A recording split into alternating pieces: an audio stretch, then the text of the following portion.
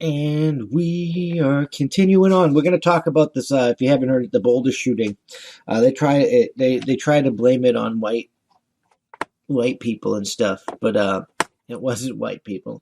Well, let's check this out. So we have this news article here from the New York Times. Boulder victims of police officers, grocery store workers, and the Sons arrest refugees. 10 people were shot to death at Colorado grocery store on Monday. The victims included a police officer who was among the first to arrive at the scene. 10 people were killed on Monday when a gunman opened fire at a grocery store in Boulder, Colorado. The authorities said they included a Boulder police officer, a young grocery store worker, and a retiree filling orders for Instacart. Among the victims was Officer Eric Talley, 51, with the Boulder Police Department, who had responded to a barrage of 911 calls among the shooting.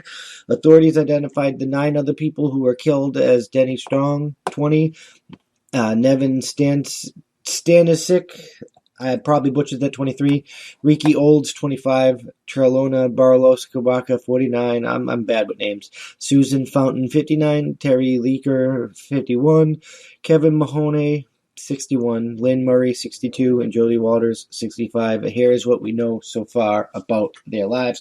And we're going to talk about each one of these people because I think it's important that we should highlight the victims and not the damn fucking shitty-ass shooter, which wasn't white, by the way, even though they were going to say it's white. An 11-year-old Boulder Police Department, Eric Talley, was described as heroic by Chief Massey's Herald, the scene shooting Monday night.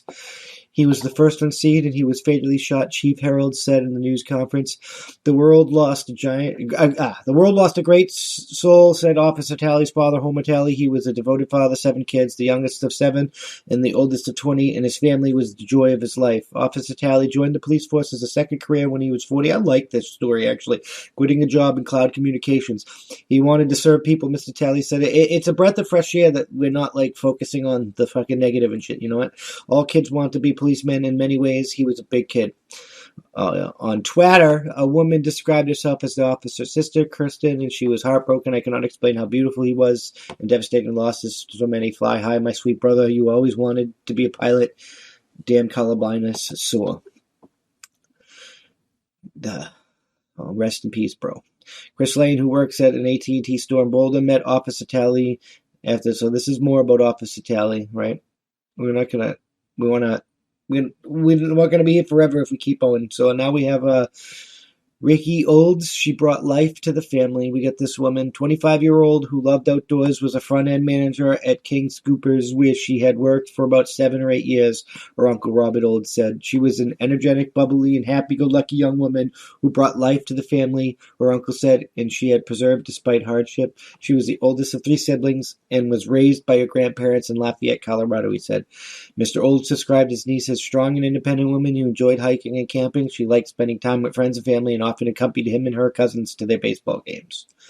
So let's move on. They said more about the officer. It's kind of lame. Lynn Murray, former magazine photo director. Lynn Murray, 62, a former photo director and mother of 2, was a grocery store on Monday filling an Instacart order, which she had enjoyed doing to help people since her retirement. She was an amazing woman, probably the kindest person I've ever known. Her husband, these are all awesome people that get killed, which is sad.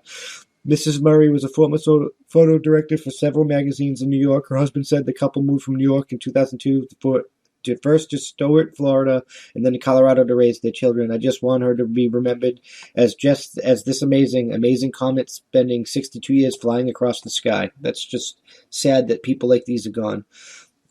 Now we have the Tarola Bart Kawalik. I'm sorry, I butchered that. A shop manager newly engaged. So this woman was going to get married. No, she can't get married. This is just, we don't really have time to talk about all of these people, and they're not going to talk about all the shooter here. This article, if you want it, there'll be a link in the description. You can read about these people, and you should read about these people, and we'll flash them on the screen bit so people can, if they want to pause and read them here, they can pause and read them here. But we really, really, really gotta, the left's saying it's Asian hate crimes, right? White Asian hate crimes. But I'm pretty sure the shooter, right? This was the Al-Asasami guy. Let's look that up. Colorado shooter. Boom. Yeah. Ahmad Awali Alisa.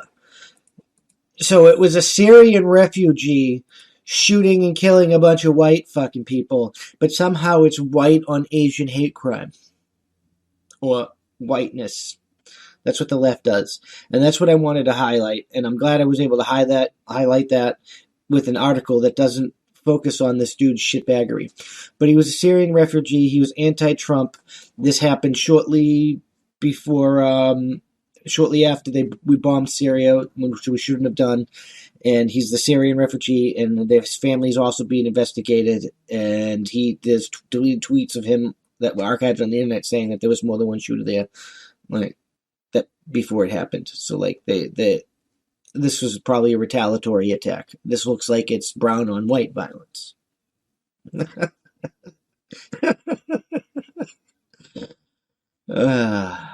This black, white, brown, yellow polka dotted argument is retarded.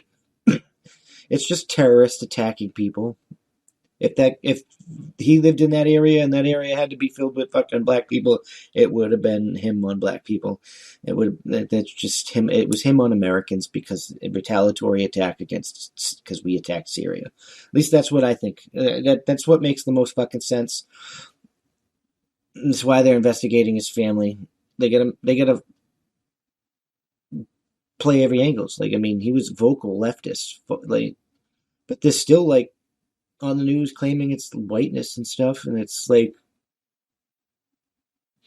I think you guys are the white supremacists claiming everything's fucking whiteness. I don't understand.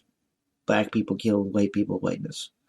Black people kill black people, whiteness. Brown people kill white people, whiteness. Brown people kill Asian people, whiteness. Black people kill Asian people, whiteness. A serial killer kills a bunch of people of all different colors.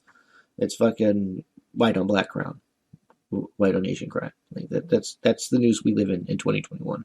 I'm just fucking saying.